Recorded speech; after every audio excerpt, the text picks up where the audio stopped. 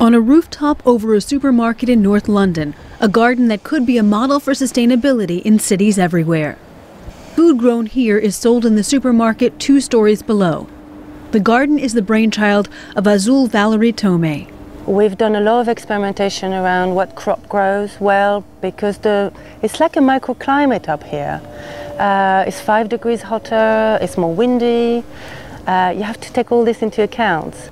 This is the garden's first year, so there's been a lot of trial and error, she says.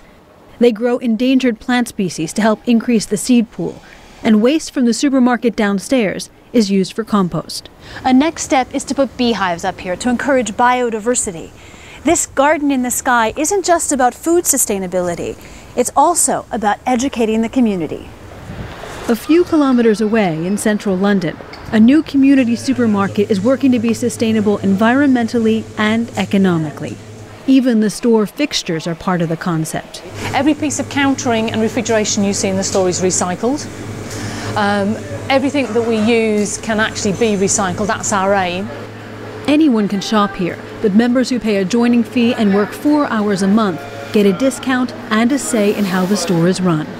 One of their first decisions is that nothing is brought in by air.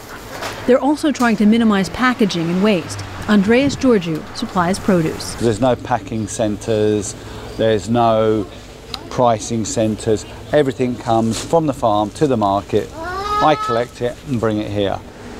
He says it also means farmers get a fair price for their products.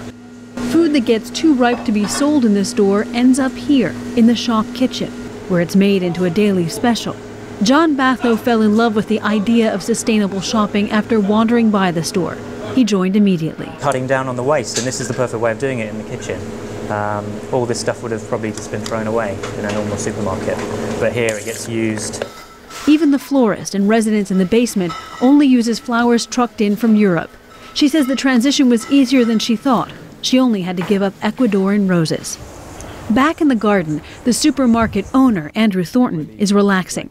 He says he didn't help create this to make money. I suppose it is good business in that that's what our vision is about, saying there is a different way to selling food than the mainstream supermarkets. He hopes this garden will inspire and educate. The goal, he says, is to plant seeds in people's hearts so they can make better decisions for the world.